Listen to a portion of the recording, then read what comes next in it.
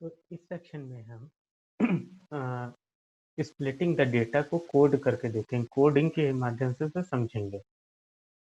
तो एक पाइथन में एक लाइब्रेरी है sklearn, ठीक है, sklearn।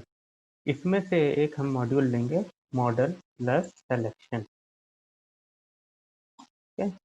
Import train underscore test underscore split, ठीक है, sorry not plus, it's split, ठीक है। तो अगर हम इस लाइब्रेरी को इंपोर्ट करते हैं, इसको हम यूज करके अपनी स्प्लिटिंग करेंगे। सबसे पहले तो जो हमारा इंडिपेंडेंट वेरिएबल है, ये जो है, इनको हम एक्स में सेव करेंगे। पहले तो इनको अलग अलग एक्स और वाई में हमें पहले अलग अलग करना पड़ेगा, क्योंकि कंप्यूटर को क्या पता है कि कौन सा इंडिपेंडेंट है कौन सा डिपेंडेंट है, ये हमको बताना है, ठीक है। तो अब हम क्या करेंगे, पहले इनको एक्स और वाई में करने से भी पहले हम पहले इनकी लिस्ट ले लेंगे, ठीक है। टीचर अंडरस्कोर कॉल नेम, ठीक है, इक्वल टू, अब इसमें हम सब मेंशन करेंगे। देखें ये सब कॉपी होता है क्या? हाँ, कॉपी तो होगा, थोड़ा सा एडिट करना पड़ेगा। तो ऐसे हम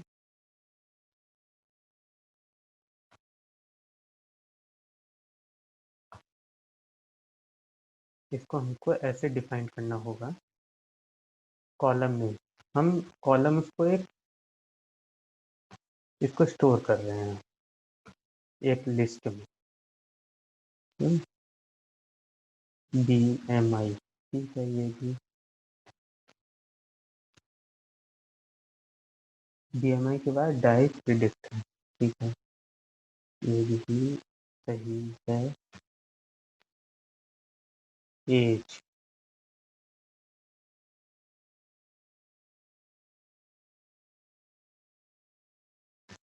इस तरीके से हमारा ये फीचर कॉलम्स की लिस्ट बन गई।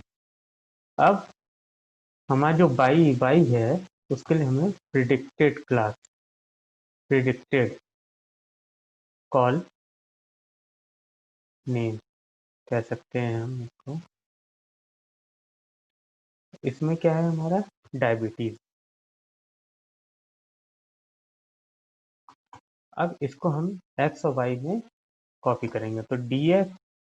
अब इसमें क्या है कि इस DF अंदर पैरेंथेसिस हमें वो कॉलम्स नेम देने हैं, ठीक है। तो इसके अंदर हम डायरेक्टली इसको ऐसे दे सकते हैं, या फिर हम चाहें तो फीचर इसको हटा करके डायरेक्ट ये पूरी लिस्ट ये ऐसे कॉपी करके भी दे सकते हैं, लेकिन ये ज़्यादा थोड़ा सा क्लीन तरीका है देने में, थोड़ा पढ़ने में आसानी रहती है। वैल्यूज सेम तरीके से y equal to DF dot value, ये हो गया। अब स्प्लिट, अच्छा अब हम स्प्लिट कितना करना चाहते हैं, तो जनरली 70-30 का साइज रखते हैं। तो स्प्लिट साइज इक्वल टू हम कहेंगे 0.3। अभी मैं बताता हूँ 0.3 क्यों कहा है, 0.7 क्यों नहीं कहा, 70% या 30% कैसे हमें डिफाइन करना होता है, ये हम बताता हूँ आपको। तो पहले हमने एक्स वाई में इसको स्प्लिट किया, उसके बाद हमें ट्रेन और टेस्ट में स्प्लिट करना है, ठीक है। तो एक्स में ही दो हिस्से होंगे, एक होगा ट्रेन और एक होगा टेस्ट। फिर वाई में एक होगा ट्रेन और वाई टेस्ट, इस तरीके से। अब इसमें हम ये वाला जो लाइब्रेरी इंपोर्ट किए है वो यूज करेंगे। अब इसमें पहला वेरिएबल क्या होता है इस लाइब्रेरी में, एक्स, मतलब जो आपका एक्स इंडिपेंडेंट वेरिएबल का जो पूरा फुल सेट है उसको देना होता है।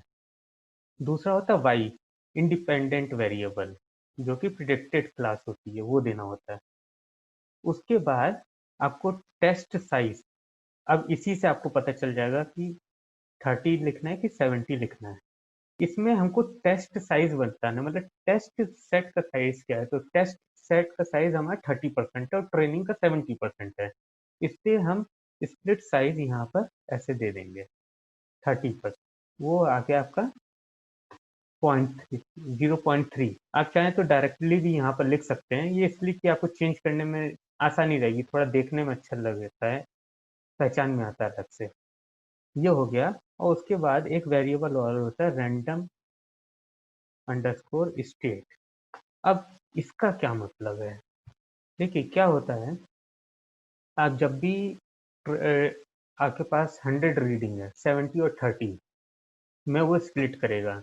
अच्छा, स्प्लिट करने का मतलब ये नहीं होता है कि वो पहली 70 रीडिंग लेगा और लास्ट की 30 रीडिंग लेगा। ये एक बहुत ही खराब तरीका होगा स्प्लिट करने का, क्योंकि इसमें चांसेस बहुत ही ज़्यादा हैं कि आपका जो सेट है वो यूनिफॉर्मली स्प्लिट ना हो, शुरुआत की रीडिंग अलग हो, बाद की अलग हो, तो उसको हम कैसे करेंगे? इसलिए सिस्टम रैंडमली 70 रीडिंग और 30, 70 और 30 में स्प्लिट करता है रैंडम। अगर हर बार आप एग्जीक्यूट करेंगे, हर बार वो रैंडम लेगा, तो रिजल्ट भी आपका डिफरेंट आएगा। इसलिए एक रैंडम स्टेट बोल देते हैं 42, मतलब वो जब भी रैंडम तरीके से लेगा वो हर बार रिजल्ट एक ही आएगा। इसलिए हम यहाँ पर डिफाइन करते हैं। अगर आप इसको डिफाइन नहीं करते तो आपका हर बार रिजल्ट थोड़ा सा अलग आ सकता है। तो इसका मतलब ये होता है। ठीक है, अब आप इसको एग्जीक्यूट करिए। एग्जीक्यूट हो गया मतलब स्प्लिट हो गया है। लेकिन इसको टेस्ट कैसे करें कि ये सही है कि गलत है? तो उसको प्रिंट कर देते हैं, एक बार प्रिंट करके देख लेते हैं कि कितना परसेंटेज है, मतलब चेक कैसे करना है। तो आप ऐसे करिए कि प्रिंट के लिए एक स्टेटमेंट लिखना पड़ेगा इसको। अब क्योंकि हमें नहीं पता कि वो एग्जैक्टली डिवाइड होगा कि नहीं, इसलिए ये फ्लोट है, फ्लोटिंग नंबर है। तो इसको हम ऐसे लिखेंगे 0.0.2, मतलब floating point up to 2 decimal. इसका मतलब ये 0.2 का मतलब। ठीक है, ये है हमारा ट्रेनिंग सेट। एक ही सेट का अगर हम निकाल लें कि ट्रेनिंग सेट कितना परसेंटेज है, तो ऑब्वियसली जो दूसरा है वो बचा हुआ होगा। ठीक है, अब डॉट फॉर्मेट। अब फॉर्मेट में क्या है, इसमें आप लिखेंगे फ्लोट। पहले तो लेंथ जो है उसको आपको फ्लोट में चेंज करनी पड़ेगी, क्योंकि वो जो आपका नंबर है वो हो सकता है पूरा डिविजिबल ना हो, इसलिए हम फ्लोट में सब सब नंबर्स को फ्लोट में ले रहे हैं। तो पहला तो एक्सट्रेन हो जाएगा। ठीक है, अब अगर आप एक्सट्रेन को, इसमें थोड़ा सा पैरेंथेसिस का ध्यान रखना पड़ेगा हमें। इसको आप डिवाइड करते हैं, अगेन इसको पूरा कॉपी कर लेता हूँ, थोड़ा टाइपिंग कम करनी पड़ेगी। ठीक है, अब इसको आप किससे डिवाइड करेंगे? जाहिर सी बात है हमको पूरे से डिवाइड करना है, तो df डॉट इंडेक्स, इससे आप डिवाइड करेंगे। एक बार देखिए 0.70, मतलब आप इसको थोड़ा सा इम्प्रूव कर दें, थोड़ा दिखने में अच्छा लगे, तो इंटू 100 कर दीजिए। तो ट्रेनिंग सेट 69.92% आया है। अगर आपको टेस्ट सेट निकालना है तो इसको थोड़ा सा कॉपी करिए, यहाँ पे टेस्ट लिखिए, टेस्ट सेट। अब यहाँ पर आपको टेस्ट सेट पता करना है, तो क्या करेंगे, ट्रेन की जगह टेस्ट कर देंगे। हाँ, टेस्ट। अब इसमें df डॉट इंडेक्स का मतलब है पूरी लेंथ, हमारा पूरा जो डेटा फ्रेम है उसकी लेंथ क्या है, इसलिए हमने df डॉट इंडेक्स किया है।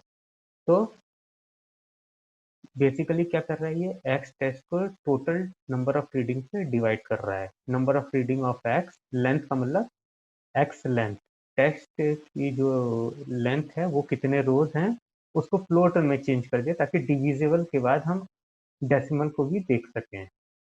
इसको आप करेंगे तो इट्स अ गुड स्प्लिट। तो दिस इज, इस तरीके से हम इसको वेरीफाई कर सकते हैं कि हमारा स्प्लिट सही रहा है। इस सेक्शन में इतना ही। अगले सेक्शन के लिए धन्यवाद, अगले सेक्शन तक के लिए धन्यवाद।